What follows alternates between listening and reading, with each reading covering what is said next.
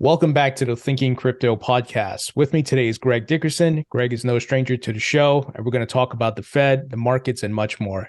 Greg, great to have you back on the show. Hey, Tony, great to be here. Thanks for having me. Well, Greg, we've certainly been talking about the Fed and for a while, for months, and we got another rate hike announced today, 50 basis points. What were your takeaways from what the Fed said?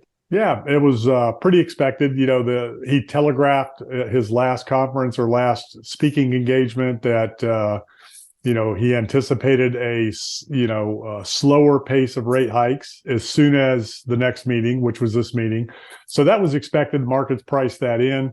The two things that were not expected that surprised the markets were the new Fed funds target, their new terminal rate, 5.1 to 5.5. That's still another 75 to 100 basis points from here. So that was the one surprise. The second surprise was he basically drew the line and said, we will not be cutting rates in 2023. That rates are going to continue to rise. He didn't say at what pace, how fast or any of that.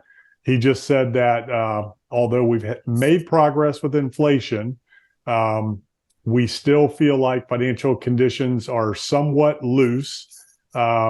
They need to get to more restrictive, and they need to keep rates higher for longer into next year. And they're not anticipating any kind of cuts at all going into next year. So if you read between the lines, what that tells you that they're thinking is they're not anticipating inflation coming down below probably 4 or 5% next year.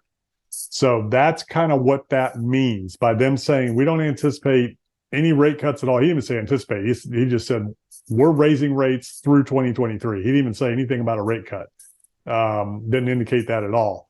So that tells you that they think and they believe inflation is going to be higher for longer. And the reason is because the labor market is so tough to crack right now. They haven't been able to make any headway in the labor market. So he spoke about that today. And, I think they need to see at least unemployment rise 2% from here before they see any real headway in that market. That's keeping obviously prices higher in the service sector. So that was a big concern for them. And then the other one was rent and housing costs. Housing is still too high, even though housing prices have come down. Right. The levels that they reached after the pandemic over the last 6 months to a year were such distorted levels that even where we're at now are still way too high. And rents. So they fully understand that there's a lot of in-place rents that are going to increase when those rents come up for renewal. Although he did say he's seeing some rent reductions in some areas, but again, those are from very distorted levels where rents were pushed to extreme levels, and now they're backing up a little bit. So even though they're backing up, they're still way higher than where they were even a year or two ago. So they recognize they've got a lot of work to do. So on that note, they did reduce the amount of or the percentage of rate hikes, right? Before it was 75, now it's 50. So do you think they're going to do maybe quarter, 0.25 in 2023 in different increments? Could be, but that's not even really the issue now. So rate hikes are out. So the markets have priced in interest rates because they know where they're going. I think the biggest thing the Fed's going to realize is, and what they've done each meeting is they've raised their target terminal rate. So it's a possibility they may need to realize that they have to go even higher once we get into the next meeting, which is February. Oh, wow. Potentially, depends on where inflation is, that kind of thing. But the markets have priced in interest rate risk. They're pricing that in as it goes along. They're pricing in, the Fed's response to that and interest rates. What they haven't priced and what they can't price is earnings and recession. So now where the Fed hiking and all that, that's done. That's over with. 50 basis points is huge. That's a significant rate hike. So, will they go 50 next time? Will they go 25? Markets don't care. What the markets are going to start looking at now is earnings and recession. So that's going to be the big discussion going into next year. Right now, we got the all clear. We know what the Fed's doing. We know what they're targeting. Now it's all about Wall Street wanting bonuses, little Santa Claus rally and those types of things. So I think, the markets might, pare down a little bit the rest of this week potentially. And then if you look at history of the last couple of years, the market rallied right into the end of the year and then dropped off in January, February. So I've got some historical stuff. We can look at that in the charts in a minute and how that relates to Bitcoin and what happened to Bitcoin last year and in 2018 after the 2017 top. So pretty interesting timing. Now it's always big discussions and conspiracy theories and dialogue back and forth about what the Fed's going to do, and everybody tries to predict. But do you think they can continue raising, even if they reduce the volume of rate hikes into next year, or will they have to pause because there's other implications as a result? They could take us on the other side of the hill where deflation and all those things and level, maybe depression levels. I don't know. Yeah. I don't think depression right now is on the table or anything near that, levels in the markets or anything like that. I think the economy is still pretty strong. The consumer is still pretty resilient. Wages are still going up. The labor market is still very unbalanced. There's still twice as many jobs as people willing to work. So right now, there just are no indications we're going to have a huge recession. Now, a bunch of CEOs and economists are saying that we are, and they're seeing it in their businesses, but that's just because prices are so high. People are kind of pulling back in certain areas. And because prices are so high, companies are still profitable and they're still showing growth. So a real recession is job losses, companies going out of business, bankruptcies, things like that, markets dropping 20, 30% from here. Is that possible in 2023? Right now we just don't know. We're going to have to get into next year, and that's when those debates and discussions are going to happen. The Fed can't stop. They can't cut until they get inflation down. They just can't do it. And that's what Powell has said today. The markets still don't believe him. That's why the markets are where they are. And you didn't see, a huge drop today. You saw a little bit of a drop. But the markets, they're not buying it. They don't believe the Fed is going to do what they say they're going to do. And the reason is because they don't have any credibility. I mean, the last meeting, Powell, told the markets, hey, we're going to slow down the pace of rate hikes when they should still be raising another 75 basis points. They haven't really, brought housing down.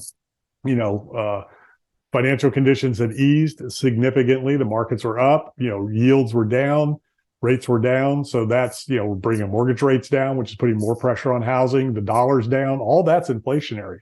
So the real issue at hand is the labor market and inflation. And the Fed can't do anything until those two things correct. And that was the third thing that, we already talked about that. Well, really, what they did say was the 2%. So they're not, like, there is debate. Is there going to be a new normal for inflation? We're going to target 3 or 4% as a new normal for inflation. He said, we're not coming off 2%.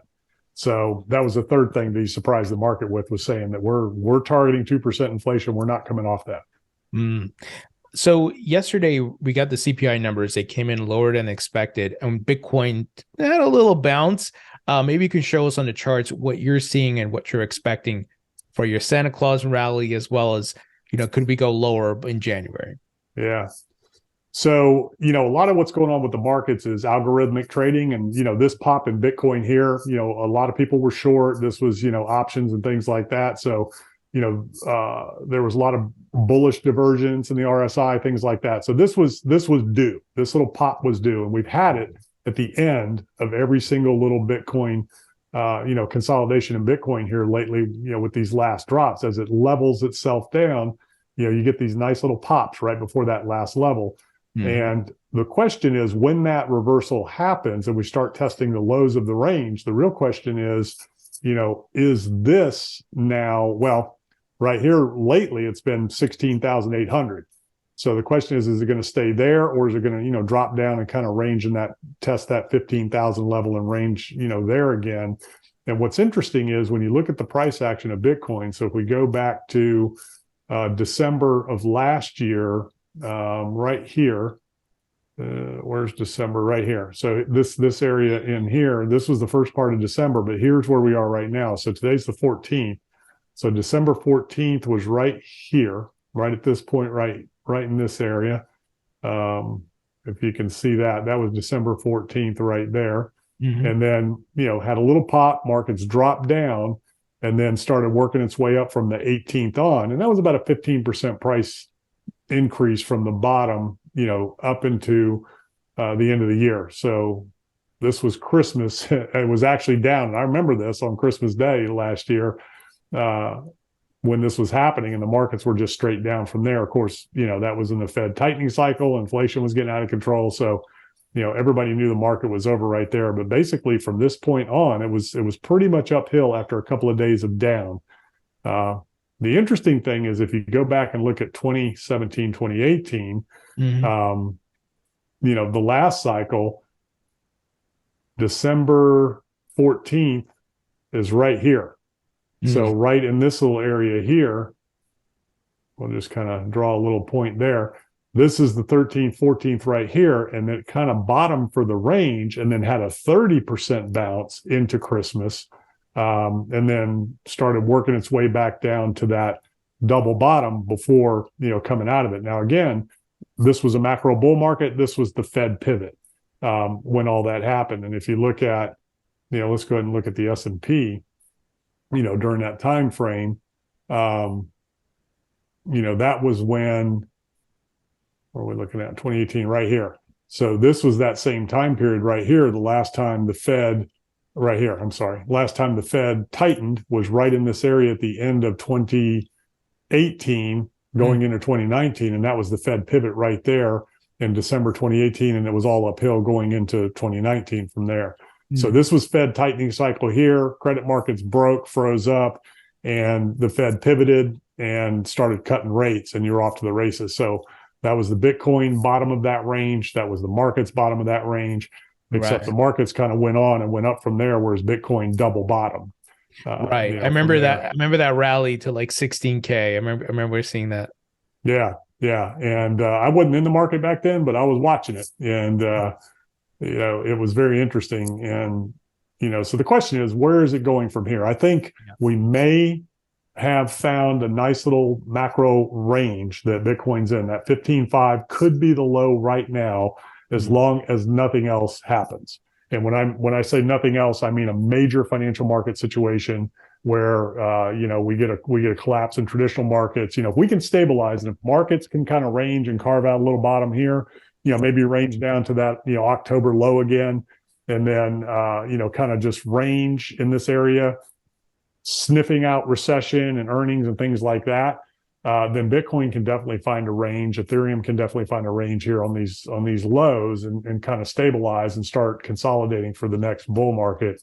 But if we get if Binance ends up being a problem, if Tether ends up being a problem, and we find out other things through this whole FTX situation, and other things get exposed and crack, that can obviously take it down. And it can take it down to levels much lower than people think.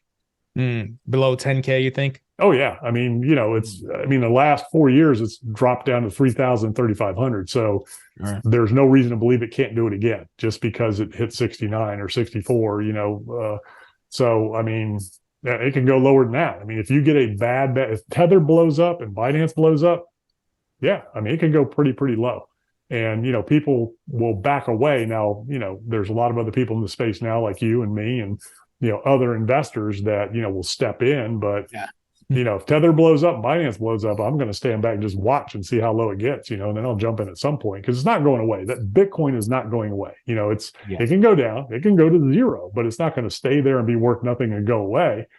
It will come back. I don't know if it could actually, anything's possible. I don't know if that's actually possible for it to hit zero. I think there'd be enough people buying to where I don't think it would ever go there. But the last 4 years, we've seen 3,000, we've seen 3,500. So it can go there. And that was in a macro bull market with a lot of institutional participation in the space when it hit those numbers.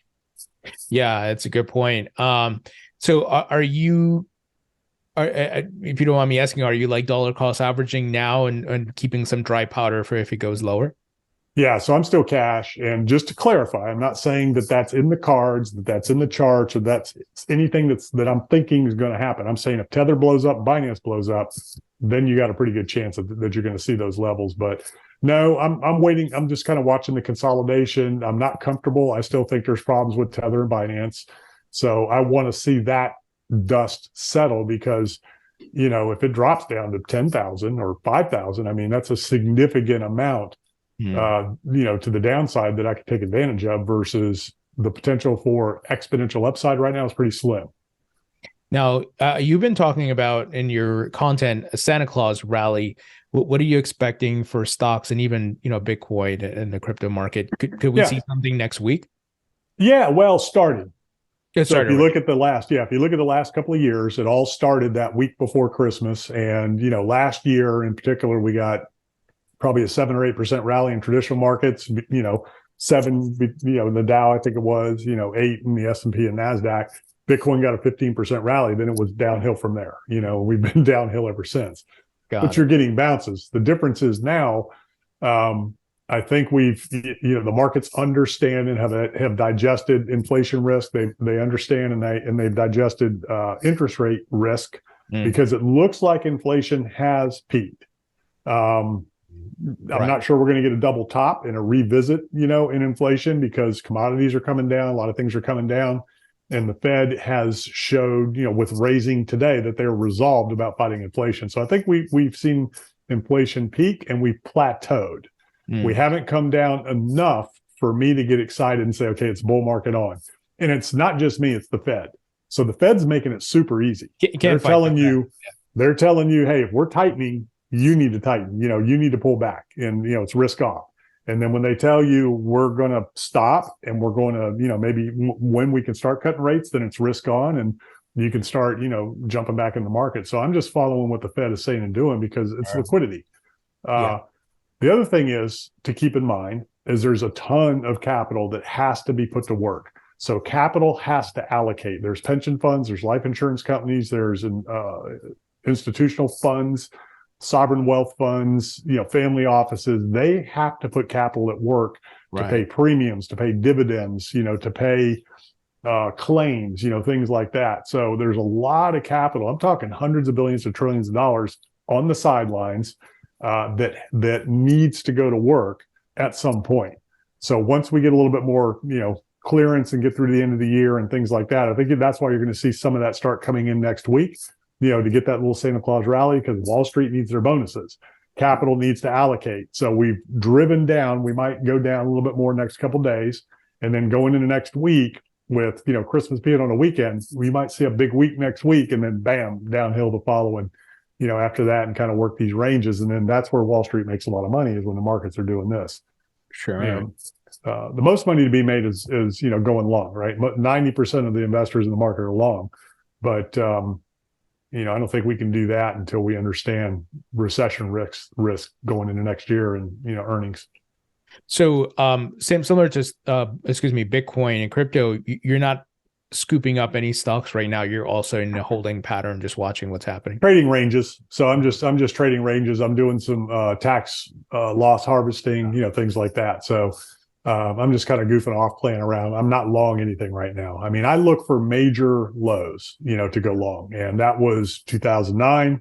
Big, long entries into the market. That was 2009. That was 2020. So last year about this time, I think, were you and I talking? I can't remember what our first interview was, but last Thanksgiving and Christmas, I was in my circles. I was like, markets are done. It's time to get out and go to cash. I've been cash ever since, just trading the ranges. Mm. Yeah, I don't dollar cost average. That's not a strategy I've ever employed. Okay, so you're just trading, swing trading, and so forth. Yeah, yeah, and and the reason for that is when you think about dollar cost averaging, it really doesn't make any sense. If you're a long investor, that makes zero sense. Now, on the way up, it can make sense. On Okay. the way down, it doesn't make any sense because you're wasting powder, your dry powder on the way down. So what you want to do on the way down is you want to buy those dips, sell the rips, buy the dip, sell the rip, buy the dip, sell the rip, because, Bitcoin's at, 18,000 right now. So if you bought it at 15, you made a nice little burn, get rid of that because if it drops down to 12, 10, 12, you can buy twice as much and then, kind of do it again.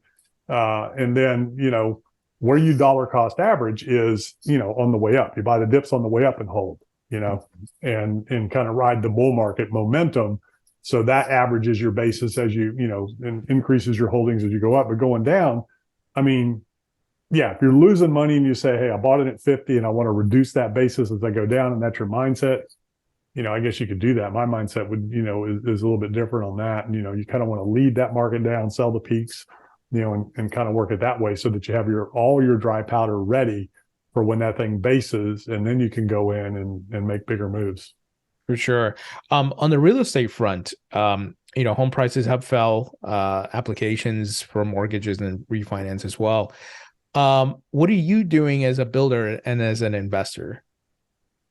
So on the real estate front, you've got a lot of carnage out there right now and a lot of stuff lurking under the surface. So I'm waiting for, some distress in the market. So there's a lot of commercial loans that were made and bridge debt the last couple of years that are resetting.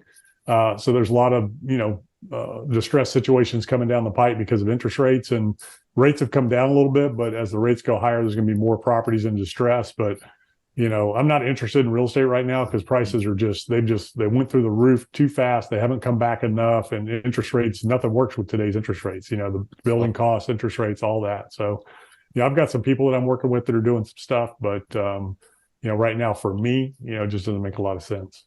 Yeah, for sure. So, you think it's a rough Q1, Q2 in 2023, and then maybe the second half of next year, things get a bit better overall? Yeah, I think our real risk is stagflation. I think we're going to see high interest rates and slowing growth. I think that's kind of what we're looking at going into next year.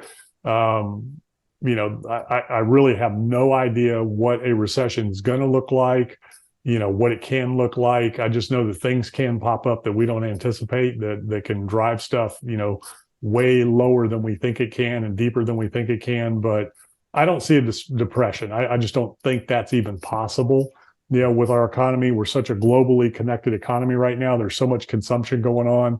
Even during the pandemic, the economy still hummed along pretty good, sure, even with a mandatory shutdown. So, that showed you right there that the economies around the world are pretty robust. People need things. We're spending money. People are still making money. We can work remotely and generate remotely. A lot of people still have a lot of money, a lot of savings out there. There's a lot of people hurting and struggling too, but there's more people with more money now than there's ever been.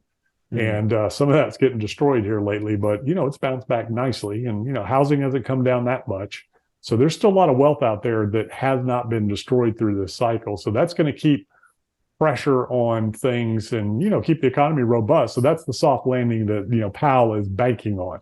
That's why he thinks he can land the plane softly here. But it seems like they want to break something economically and then pivot. The labor market. He's mainly after the labor market. That's where they really feel like they can affect inflation by reducing jobs, which correcting the imbalance in the labor market. There's too many jobs, not enough people. So if they reduce the amount of jobs out there, then that can kind of flip the balance. But I don't think they're going to be able to do that. I think this is a whole different paradigm now that they're not going to be able to affect that. So I think my thesis is we're going to see higher inflation. That's going to be a new norm. They haven't gotten there yet, but I think 3 to 4%. I don't know if we're going to get below that because of the way the labor market is. Wow, interesting times, and hopefully not too painful. Yeah. It's all good. These are all good things because wages are coming up. Inflation, costs are going to get a little bit higher, but wages are going to go up. We're having to make more things, and we'll have to make more things in the country as deglobalization continues to kind of set in. And, things will kind of balance out. Stuff will get more expensive, but we're all making more money. And that's kind of the history of the economy in this country, right? Yeah, that's true. Very true. Yeah. When you look at it from a macro perspective, historically, that's been the cycle. Inflation, people earn more money and the bucket keeps getting kicked down the road, I guess. Yeah. And that's why the whole debate of the 2% inflation number, is that even an appropriate number where we are as a global economy right now? And that's why Powell said we're sticking with 2, because right now they're not buying that narrative that, we need to raise that target. And not sure what that would have done to the markets if he would have indicated anything other than we're sticking with 2%. So it's pretty interesting times. But for me personally in my life, I'm in a different stage. I'm in preservation of capital mode, 55. I've worked a long time for what I have. And so I'm preserving wealth. I'm not taking, exorbitant risk. So when it comes to real estate market, when it comes to, equities and cryptos, I'm very careful, very risk averse in what I'm doing. So what I'm doing, what works for me is not for everybody. Like, you're younger, you can take more risk. You've got a lot more years to recover if you make some bad moves. And people are living longer, but I'm just assuming, I don't want to have to. I don't want to have to recover. Right. I like my life, and I like what I'm doing now. What I'm excited about, what I'm doing a lot of is businesses and companies. So I'm involved in some companies that a couple of tech companies, internet companies, As things an like equity that. investor.